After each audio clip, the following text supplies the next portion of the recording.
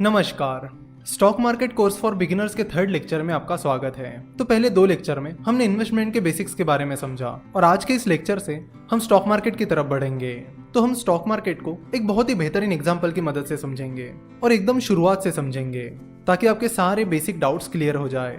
तो इस पूरे स्टॉक मार्केट को आज हम एक स्टोरी की मदद से समझने वाले हैं और इस स्टोरी के दो मेन कैरेक्टर्स हैं, विवेक और योगेश। मान लेते कि विवेक ने हाल ही में अपना MBA पूरा किया है और विवेक के दिमाग में एक बिजनेस आइडिया आ गई है। विवेक को IT that is information technology में काफी इंटरेस्ट है और विवेक को यह भी पता चलता है कि इंडिया में IT बिजनेस में काफी सारे इश्यूज चल रहे हैं जिसे वो सॉल्व कर सकता है और उन प्रॉब्लम्स को सॉल्व करने के लिए वो एक IT आउटसोर्सिंग बिजनेस शुरू करने की प्लानिंग करता है। तभी विवेक को लगता है कि उसे एक बिजनेस पार्टनर की जरूरत है, इसलिए वो अपने दोस्त योगेश को अप्रोच कर लेता है।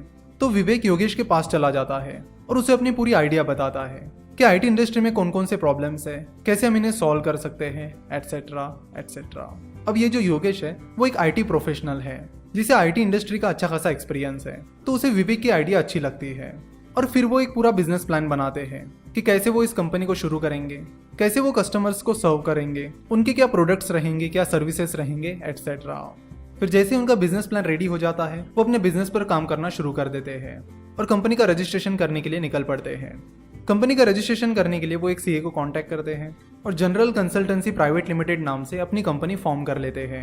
विवेक और योगेश अपनी company general consultancy private limited में 50-50% पार्टनरशिप रखते हैं, यानी कंपनी पर 50% हक विवेक का रहेगा और 50% हक योगेश का रहेगा, यानी दोनों के पास कंपनी की आधी आधी ओनरशिप रहेगी। कंपनी फॉर्म करने के बाद वो अपना प्रोडक्ट और सर्विस डेवलप करने पर काम शुरू कर देते हैं और साथ ही कस्टमर्स भी ढूंढने लगते हैं।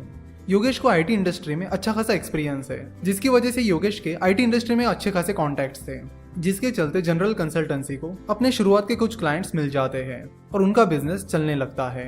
देखो, कोई भी बिजनेस हो, शुरुआत में डिफिकल्टीज तो जरूर आती है और इस बिजनेस में विवेक और योगेश को भी काफी सारी डिफिकल्टीज आती है, लेकिन वो उन डिफिकल्टीज पर मात करते हैं और आगे बढ़ते हैं। जब भी कोई नया बिजनेस शुरू होता है तो शुरुआत में कई बार वो ऐसे मुकाम पर आ जाता है जहां से वो कभी भी फेल हो सकता है। जनरल कंसल्टेंसी के साथ भी शुरुआत में कुछ ऐसा ही हुआ, लेकिन उन खराब हालातों में भी उन्होंने कभी हार नहीं मानी और मेहनत करके उन्होंने सरवाइव किया और अपने बिजनेस मॉडल को क्रैक किया।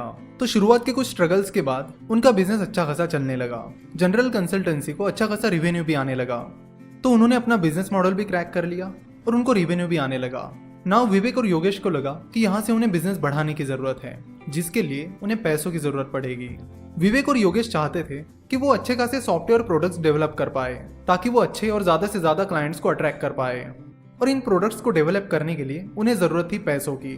नाउ अब पैसा कहाँ से आएगा? विवेक और योगेश के पास तो कुछ सेविंग नहीं थी, उनकी जो भी सेविंग थी उन्होंने अपना बिजनेस शुरुआत करने के लिए लगा दी थी। साथ ही जब जो उन्होंने कंपनी शुरू की थी तब उन्होंने अपने दोस्तों से भी कुछ पैसे उधार लिए थे, अपने रिश्तेदारों से भी कुछ पैसे लिए थे। तो इस तरह दोस्त, रिश्तेदार और अपनी सेविंग, ये रास्ता तो उनके लिए बंद हो चुका था।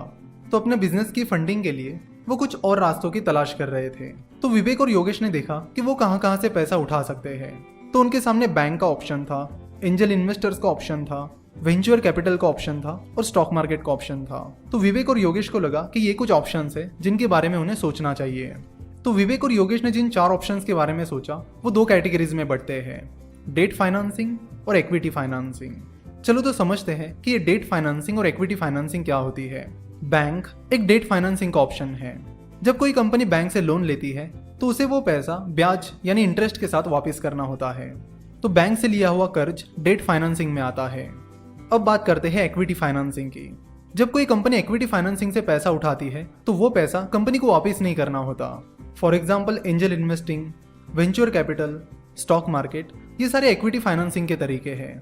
तो जब कोई एंजल इन्वेस्टर किसी स्टार्टअप में इन्वेस्ट करता है तो उस स्टार्टअप को उस एंजल इन्वेस्टर को उसका पैसा रिटर्न नहीं करना होता, तो उस एंजल इन्वेस्टर ने इन्वेस्ट किए हुए पैसों के बदले में कंपनी को उन्हें कंपनी में ओनरशिप देनी होती है, यानी भागीदारी देनी होती है।